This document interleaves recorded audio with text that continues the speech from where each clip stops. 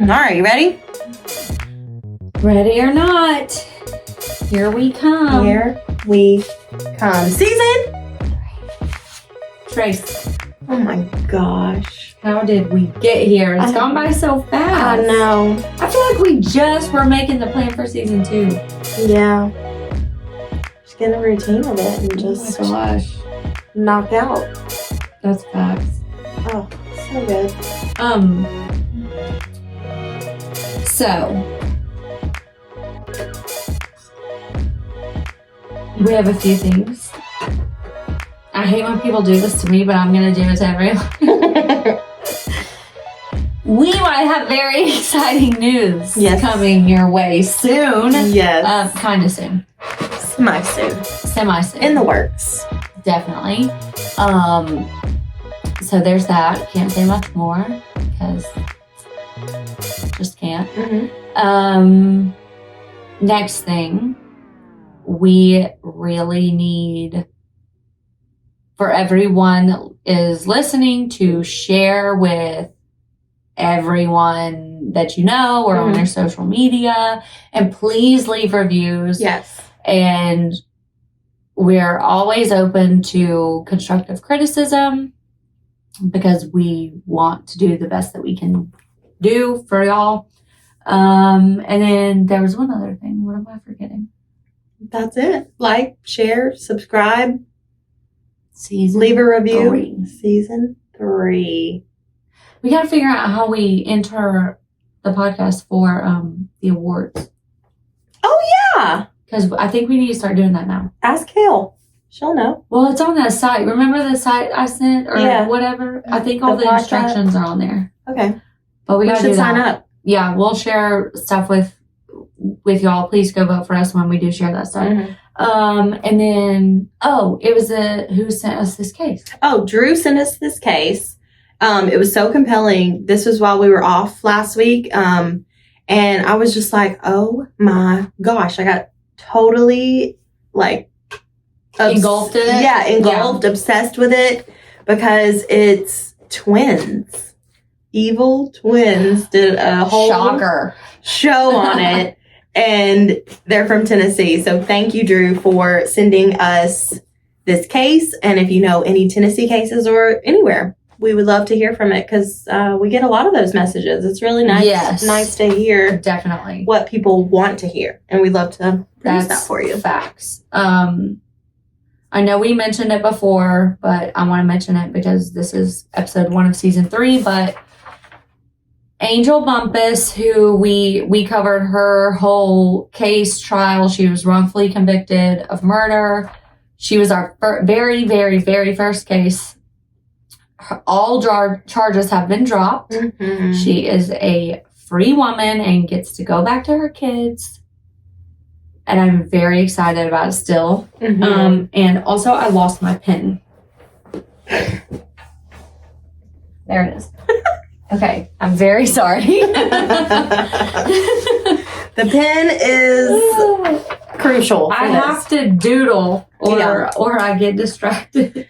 Okay, so this case is really interesting. This is twins, like we said. It's Pete and Pat Bondurant. How did you pronounce it? I said Bondurant, but that could be... That's how it looks, Bondurant. Yeah, but I think considering we're from Tennessee, I would guarantee they probably don't pronounce it that way. Right. So this is from Elkton, Tennessee. Pat and Pete Bondurant were born April 4th, 1955. Elkton, Tennessee is between Chattanooga and Memphis, basically. Yeah, it's directly south of Nashville. Right, exactly. Directly south. There's a river that runs there. It's right on the Tennessee-Georgia line. Yeah. Or the Tennessee-Alabama line. Mm-hmm. So, grew up in Elkton. They lived on a farm. Their parents were Peter Hugh. He went by Hugh, Sr. He was a contractor for the U.S. military.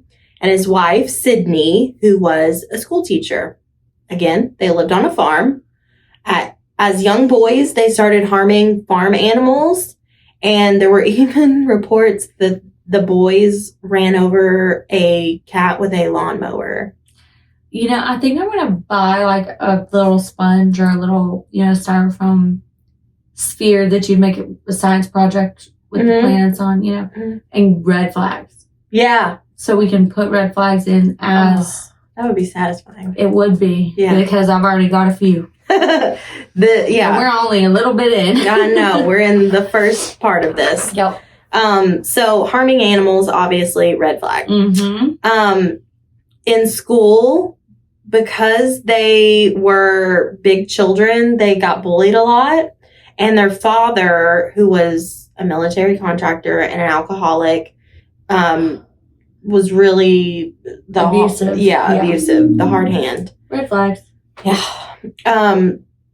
The boys would read like paperback books on the bus, and they would sit in the same seat, which they were big, so they would get picked on a lot for that, like just like being outcast.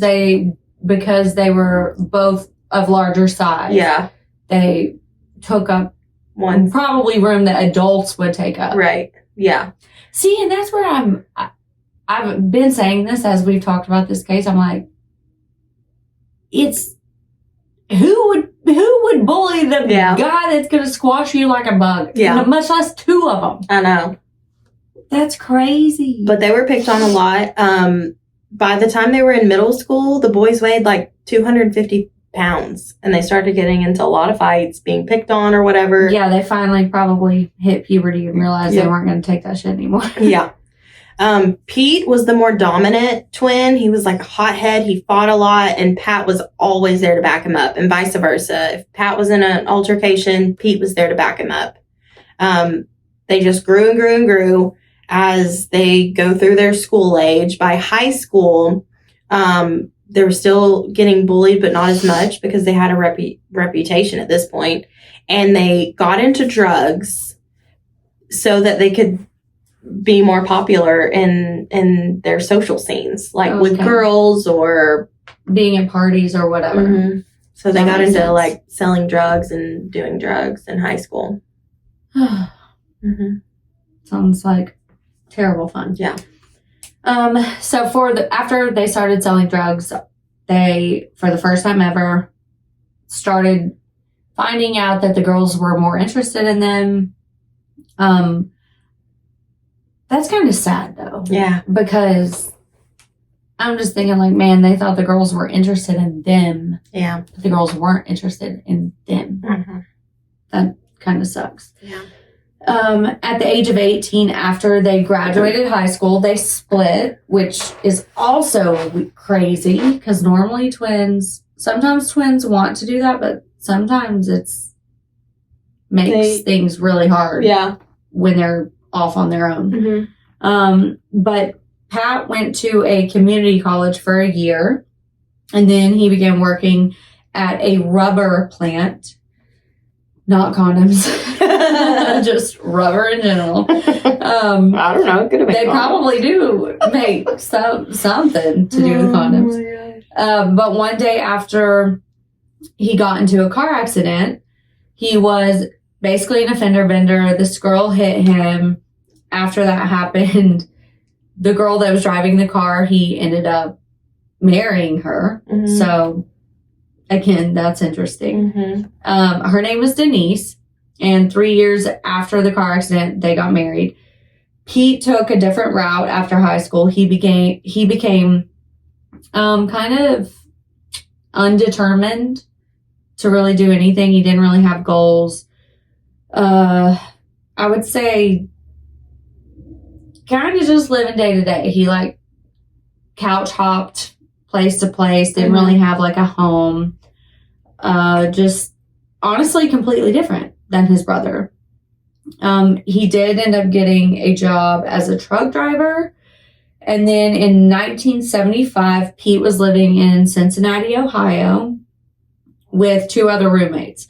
And one night, Pete, his roommates, and then the roommates' girlfriends, what were they both girlfriends there? The 2 roommates' girlfriends, but Pete didn't have a girlfriend, right? Yeah. Okay. they basically were having a small party at their apartment. The roommates and their girlfriends and Pete. They were drinking, smoking. When they ran out of cigarettes, the two girlfriends, so the roommates' girlfriends, left to go get more cigarettes. And honestly, probably who knows what else. Mm-hmm. And when the girls got back to the apartment, the door was locked and they knocked on the door. Pete opened it and was standing there covered in blood with a knife that was also covered in blood. The girls obviously called police. When the police arrived, Pete admitted to stabbing them, but he claimed that it was self-defense. One victim died and the other one was injured, obviously, but Pete was sentenced to 7 to 25 years, and he got out on parole after just 5 years. He petitioned to serve parole in Tennessee, so he moved back to Elkton, Tennessee, and moved in with his brother Pat and Pat's wife Denise. A brief pause for our sponsors. Technical, yeah, for all of our sponsors. We're manifesting sponsors. Pat welcomed Pete back, but Denise was not very happy to have her brother-in-law in her home. Mm-hmm. Wonder why? They're bad influence on each other, Avi. Oh, yes. That's crazy. I also did want to say there was something you mentioned. So they claimed that he said it was self-defense, but the autopsy, one of the roommates was sleeping. the one that died, right? I don't know if it was the one that died Or because I could never get their injured. names, but one of them was asleep. So Wasn't obviously, self-defense. yeah. Right. And it's not cool that he served 5 years when he was sentenced to 7 to 25, like For brutally murdering someone. Yeah. and wanting to murder Two another people, one. yeah. Yeah. So obviously Pete was just a bad influence on Pat. Pete goes back to what he knows, selling drugs. After prison, Pete and Pat kind of like go back to when they were reunited. It's like oil and water, it's just bad news. Yep.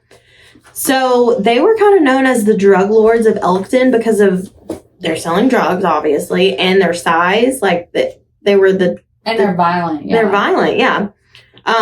They used their size to imitate others and obviously sell drugs. Pat and Denise, the husband and wife, and Pete, the brother, lived in a really pretty house. It was a 2-story house right off the main road, and it was across the street from a popular gentleman's club called The Booby Bungalow. I can't. Oh my gosh, the Booby Bungalow, which was very popular for them because they could go sell their drugs there. Oh my god. Yeah. Ooh, it's kind of clever though. It really is kind of clever. It's kind of funny. So one night, they decide they're going to have a party at their house, invite everyone from the Booby Bungalow and their friends over to their house because it's right across the street. So Gwen Duggar and her brother show up to their house because the brother had left their car there. It had broken down or something. His car was there. And so they were coming to the house to pick up the car.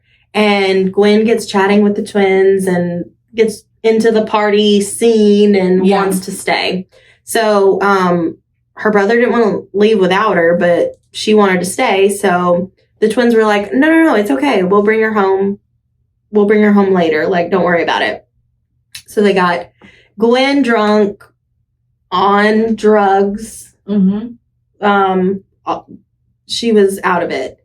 And I think this is where I wanted to mention and why we figured out what it was there. So they dealt Valium, cocaine, and Dilaudid. So Valium is like a muscle relaxer. Sometimes can be used for, say, anxiety or panic attacks, severe anxiety. Mm-hmm. Muscle relaxer. Then obviously cocaine is cocaine. Did you know cocaine was a legal drug back in the day? Yeah, like they used to use it for like children's medicine or like people's medicine. Yeah. It's insane. And Dilaudid is basically a painkiller. So an upper, a downer, and a painkiller. And alcohol. And alcohol. So who knows if that's what all was in her system, but we're talking uppers, downers, alcohol. Not good. Terrible combination. Yeah. Gwen was a pretty petite woman. She was also a mother. So she's there partying and, Pete and Pat are like just feeding her like everything to pretty much make her unconscious. Yeah. Like to just be a zombie. Yeah. So Pete, the older, more dominant, named after his father. The firstborn twin. Yeah. He decides he's going to take Gwen after she's out of her mind into the bathroom and he rapes her. Then his twin brother wants to get in on the action while his wife is in the house, which is disgusting. So Pete rapes Gwen in the bathroom. Then Pat does the same thing. So it's late at night, probably all the party goers have gone except for the 4 people that are in the house. And Denise goes looking for her husband, like, what, come to bed, like, whatever. And Denise actually catches Pat and Gwen in the bathroom naked. And she's infuriated, like anyone would be. She leaves because she's so angry. So Denise is obviously Did you want to drink that first? No, it's empty. Denise was furious, so she leaves. Like, she's mad, whatever. When she comes back, though... Well, why did she come back? Because that's where she lives. Maybe she didn't have any place to go. I don't know. She goes back, though. Like, that's her... That's why my mom always said, you need your driver's license, $20 bill. Yeah. It's true. It's very true. So she goes back, and she sees that Gwen is still there because she's unconscious and has been raped twice. Like, hello, like... Who knows if it was just twice, too. Right. Like, we don't know that. So she is even more mad and is yelling at Gwen, like, you need to leave, get out of here. What are you still doing here? Blah, you slept with my husband, whatever.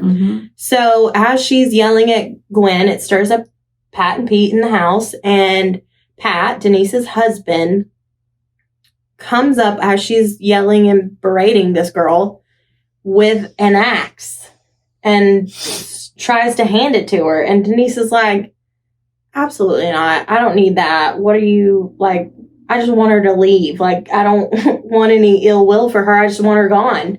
And so he's like, okay. And he uses the axe. And right in front of her. Right in front of her. Unalives her. And Pat has never shown this kind of behavior before, and it scares Denise. Except for the farm animal thing. Except for, like when he's with his brother. Yeah, like Pete was obviously murdered someone and injured someone else by stabbing them, but Pat had always kind of been straighter than him, like on the right road. Straight and narrow, yes. Yeah. More than his brother, at least. So... and then Pete comes in. Yeah, Pete comes in and is like, we need to put her out of her misery, and shoots her a couple times. So the boys, Pat and Pete, Denise stays and cleans up because she's scared out of her mind. Like, oh my gosh, if they can do this to this woman, they can do this to me. The 2 boys take Gwen's body down to the Elk River in Elkton, and they burn her body to almost like cremation level. This was like all night. Yeah. Why do we do this? We're sick people.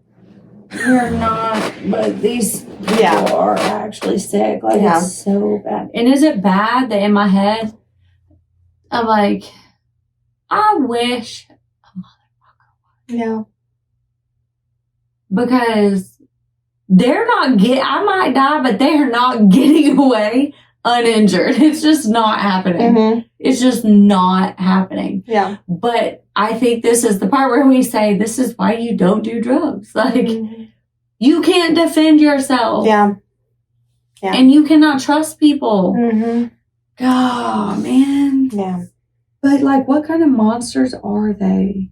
This is bad. The worst kind. Because there's 2 of them. Yes. Oh, my gosh. Okay. So, obviously, like Nat said, Denise was scared shitless. Yeah. And basically, she stays to clean up the house. She's kind of forced to clean up the house while they handle the rest of whatever business they think they're in.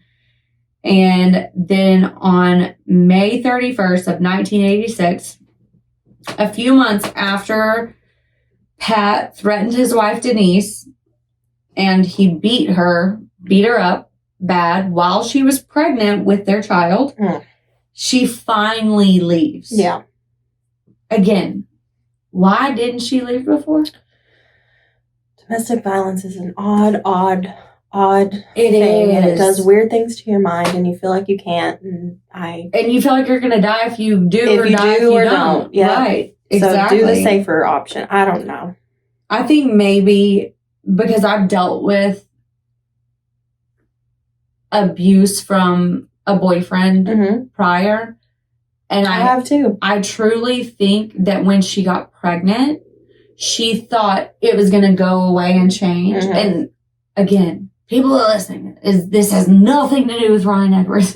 He is not the one. Okay, I promise you. Yeah. But I think she thought that when she got pregnant, things would change. And it would be the white picket fence and everything would go back to normal and they could forget what had happened in the past. And I think for women, that's the go-to or the victim in a domestic situation that is abusive and toxic. The victim thinks that these big life things are going to make it all change. Yeah. Whereas for the perpetrator, the abuser, it escalates it. Right. Like, oh, did you forget how badass I am? Yeah. Did you forget the control I have over you? Did you forget what I did to that girl? Yes. Like he's holding all the cards. He's holding everything. I think that's very consistent with abusive partners. Oh, for sure. The second you think, oh, this is going to be it. I've tried everything to make them not be this way, but this is going to be it. Having a baby, getting married, taking whatever step. Moving to another location away from friends and family that maybe aren't the best influences. All the things. But I think it only heightens it because the abuser feels like they're losing control. Yeah. When big things happen. Right? Like that's just, it's textbook. Yeah, it really is textbook. So, of course, he beats the crap out of her while she's pregnant and she finally leaves. Pat is even more mad now. Like he's on another level. He's on drugs. He's drinking a lot. He's feeling like he's losing control. He lost his wife and his baby. She's seen him do this. Yeah. And she's gone now. And she's left. And he's still on drugs and drinking and all the great things that everyone should do. No. But like he went like off his rocker. Facts. Literally, rocking chair will come back into this story. Off of his rocker. It does.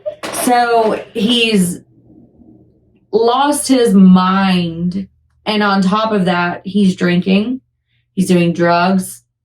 But he's doing super weird, bizarre things. A coworker, Ronnie Gaines, mentioned that Pat would eat raw meat at lunch, like bring raw hamburger meat in it and like sit and eat it at lunch. Gosh.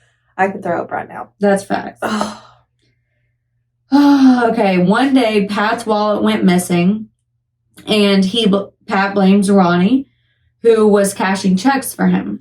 Yeah, like Ronnie couldn't get a bank account or something was wrong, and Pat would like take his check and then cash it and then give him the check. So Ronnie was basically taking his check for him, cashing it. Right. And so obviously Ronnie took the wallet in a drug and induced mind, like, but also like eating raw meat, like. No, but I'm like, Ronnie was sketchy too. Like, why couldn't he cash his own check? True. Or was he getting paid under the table? Or was it drug deal stuff? I don't know. That's what I'm saying. Like nothing adds up. Yeah. Except for the fact that it seems like Ronnie Gaines could actually put a couple sentences together. Yeah. You know what I mean? Like, yeah. It seems like it might have been criminal behavior, but not at a violent level. It was probably petty. Right. Like, here, I'm going to sell you some pot and you just give me some money out of your paycheck. Yeah. Like, but I can't cash my checks because if I get a bank account, then they're going to know where I live because I have a DUI and blah, blah, just shit like that. Like, all of it not okay, the way it's lining up. But at least Ronnie can speak and and actually make sense. More normal than Pat. So they get together for a poker night because Pat's out for Ronnie because he stole his wallet. Yeah. So at this poker night, he ends up killing him by beating him to death with a rocking chair. This was in October of 1986. Pat then calls his twin brother Pete. They proceed to cut his body up, burn it, and also set his house on fire. To get rid of the evidence. What a loony couple. Insanity. They obviously got caught because they're idiots on drugs and they're monsters. Yeah. Like, first of all, we were having this conversation earlier today. I won't even let somebody kill a spider in the floor. She wouldn't let me. I can't let my kids step on ants. Like, if we're going to take a life, it has to be because it's a part of the food chain. You're going to eat it. Like, if nothing's harming you, I mean, don't get me wrong. If spiders like on you, sometimes you don't have to do that. Yeah. How do you harm farm animals but when you live on a farm? I don't know. Oh, this happens though. This happens a lot. And I was also telling, like, frog gigging. Like, we have a pond. Mm-hmm. If we go frog gigging, or if Bentley has friends over and I take them frog gigging at night, they know we will cook that frog and eat it. Yeah. And we do, because you're not going to take a life to not nourish your own body. Right. It's got to be the circle of life. Mm-hmm. But, like, how do you harm farm animals? I don't know. How? For not of the sole purpose of nourishing. Yeah, I don't know. Right? Like, okay, so we've got two guys in the apartment with Pete. One stabbed to death, one injured. We have a girl raped, who knows how many times, drugged, raped, killed with an axe and shot to death.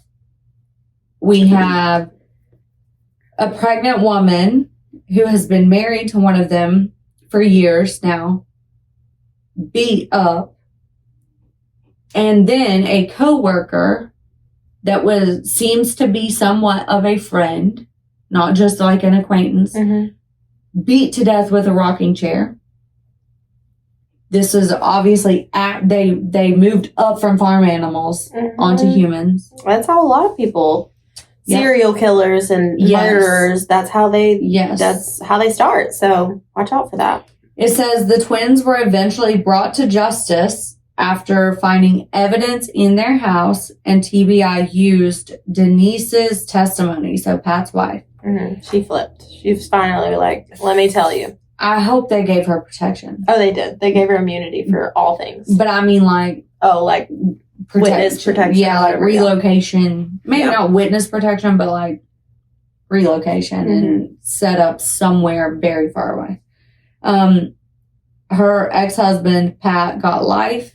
He will not be released until 2069, so 2069. Pete spent almost 30 years in jail, and he was, in fact, released at Christmas time in 2016. That's scary. He's out. The dominant twin is out. I wonder if he scary. Changed his name or moved away from here because his name is so prolific. Like, I want to know where he is. I don't. I just want to know if he's close to me. Yeah. I mean, Tennessee is not that big of a state geographically, but no. Yeah. I want to know where he is only to know that he is very far away. Yeah. Because nope. No. Not doing it. No. So, yeah. This is sketchy. Peter and Pat Bondurant. Look them up. You can watch them on Evil Twins on Discovery. Our neighbors.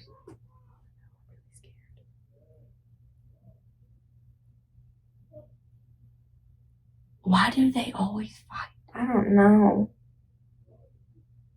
Is it a man and a woman?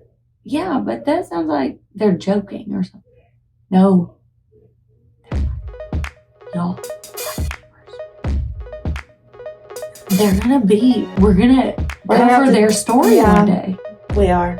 They fight every day. Yeah. Hopefully. I don't think you can hear it though. Like, I think just we can hear it. But if you can, let us know. Crazy. It's loud. Yeah. It's scary. We've almost called 911 several times. Yeah. No, it's that bad. It's scary. We don't know them, so like we just kind of play it by ear. But okay. That one time I actually had 911 dialed on me. Oh yeah, for sure. Several times. Make sure you like, follow, share, subscribe, leave us a review on whatever podcast platform you're listening on. So season 3 starts now. Yeah, with this crazy bunch. I know. All right, if you're gonna be an asshole, be a funny one. Don't do drugs. Oh, don't do that. Don't do them. Don't do them. This is the Expired Podcast. Bye.